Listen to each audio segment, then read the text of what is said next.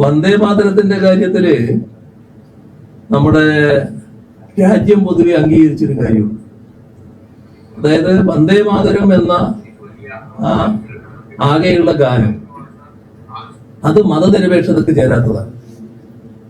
നമ്മളൊരു മതനിരപേക്ഷ രാഷ്ട്രമാണ് എന്ന് തീരുമാനിച്ചു കഴിഞ്ഞ സാഹചര്യത്തിൽ ആ മതനിരപേക്ഷതയ്ക്ക് ചേരാത്ത ഒരു ഗാനം അതേ രീതിയിൽ ചൊല്ലരുത് എന്ന് നമ്മുടെ കോൺസ്റ്റിറ്റ്യൂഷൻ അസംബ്ലി തന്നെ തീരുമാനിച്ചതാണ്. അത് ആദ്യത്തെ ഈരടികൾ ചൊല്ലുന്നതിൽ തെറ്റില്ല. അപ്പൊ ആദ്യത്തെ ഈരടികൾ മാത്രമേ ചൊല്ലേണ്ടതായിട്ടുള്ളൂ എന്നും കോൺസ്റ്റിറ്റ്യൂഷൻ അസംബ്ലി തീരുമാനമെടുത്തിട്ടുണ്ട്. ഇവിടെയാണ് രാജേന്ദ്ര പ്രസാദാണെന്ന് പ്രഖ്യാപിക്കുന്നത്.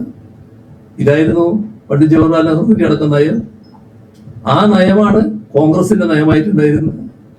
വ്യത്യാസം വന്നത് ഈ ഗവൺമെന്റ് അധികാരത്തിൽ വരുമ്പോൾ ആദ്യത്തെ ദിവസം മന്ത്രിസഭാ സത്യപ്രതിജ്ഞയുടെ ഘട്ടത്തിൽ ഈ വന്ദേ മാതരം മുഴുവനായിട്ടൊന്ന് ചൊല്ലി. വന്ദേ മാതരം മുഴുവനായിട്ട് ചൊല്ലുക എന്നുള്ളത് RSSന്റെ നയമാണ്, RSSന്റെ അജണ്ടയാണ്. അതിന് പൂർണ്ണമായിട്ട് കീഴ്പ്പെടുന്ന അവസ്ഥ ഇവിടുത്തെ ഗവൺമെന്റ് കാണിച്ചു. വ്യാപക വിമർശനം അതിനെതിരെ ഉയർന്നു. ആ വിമർശനം നിലനിൽക്കുകയാണ് ഇപ്പൊ വീണ്ടും വന്ദേ മാതരത്തിന്റെ പ്രശ്നം വന്നിട്ടുള്ളത്.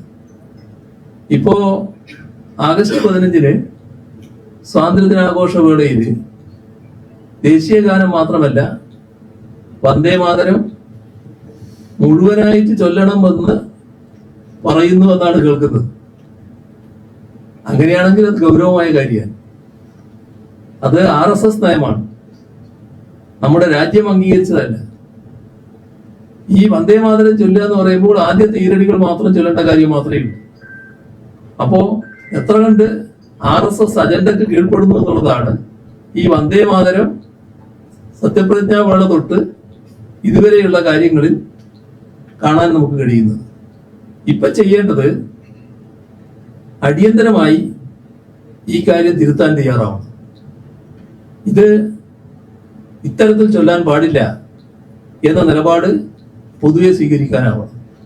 ആദ്യത്തെ ഈരടി മാത്രം ചൊല്ലുക, ബാക്കി ദേശീയ ഗാനം ആലപിക്കുന്ന നിലയുണ്ടാവും. ഇതാണ് ആവശ്യമായിട്ടുള്ളത്.